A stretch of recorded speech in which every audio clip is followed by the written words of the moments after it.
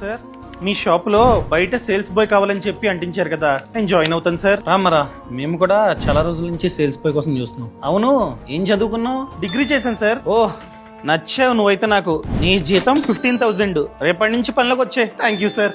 Sir, రేపు appointment letter ఇస్తారు కదా. అపాయింట్మెంట్ లెటరా అంటే ఏంటి? అదే సార్, పలానా వ్యక్తిని పలానా రోల్ కి పలానా జీతానికి హైర్ చేసుకుంటున్నా అని చెప్పి చిన్న ప్రూఫ్ అంతే. అది రేపు పొద్దున్న నాకు కూడా అది ఎంప్లాయ్మెంట్ ప్రూఫ్ గా ఉంటుంది. ఎవరైనా అడిగారు అనుకోండి, ఇదిగో ప్రూఫ్, అపాయింట్మెంట్ లెటర్, అక్కడ పని చేస్తుందని చెప్పి నేను చెప్పుకోవచ్చు సార్. అందుకని అడుగుతున్నాను సార్. చూడమ్మా, ఈ షాప్ లో 10 మంది పని చేస్తున్నారు. ఇప్పటి వరకు నేను ఎవ్వరికి అపాయింట్మెంట్ లెటర్ ఇవ్వను, అవసరం లేదు సార్. ఇన్ని రోజులు చిన్న చిన్న కంపెనీస్, చిన్న చిన్న షోరూమ్స్, చిన్న చిన్న షాప్ వాళ్ళు ఎవరినైనా హైర్ చేసుకుంటే అపాయింట్మెంట్ లెటర్ ని ఇచ్చేవారు కాదు. కానీ కొత్తగా వచ్చిన లేబర్ కోడ్ లో క్లియర్ గా చెప్పారు, ఎంత చిన్న షాప్ అయినా, ఎంత చిన్న షోరూమ్ అయినా, ఎంత చిన్న కంపెనీ అయినా హైర్ చేసుకునే టైంలో ప్రతి ఎంప్లాయ్ కి అపాయింట్మెంట్ లెటర్ ని ఇవ్వాలని చెప్పారనమాట. సో దాని ప్రకారంగా చూసుకున్నట్లయితే మీరు నాకు ఇవ్వాల్సిందే. ఇవ్వండి సార్. నిజమా?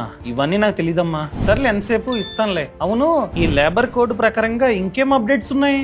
సార్, ఇన్ని రోజులు డెలివరీ బాయ్స్ కి పిఎఫ్ ఇన్సూరెన్స్ ఇచ్చేవారు కాదు. కానీ ఈ కొత్త లేబర్ కోడ్ ప్రకారంగా ప్రతి ఒక్కరికి ఇవ్వాల్సిందే. అదే విధంగా రోజువారీ కూలి పని చేస్తుంటారు కదా, సో వాళ్ళలో కొందరికి మాత్రమే మినిమం వేజ్ ని ఇన్ని రోజులు ప్రభుత్వం డిసైడ్ చేసింది. కానీ ఇక్కడ నుండి ఒక లిస్ట్ ఇస్తుంది. ఆ లిస్ట్ లో ఏ పనికి ఎంత పే చేయాలి, మినిమం ఎంత పే చేయాలో క్లియర్ గా ఉంటుందన్నమాట.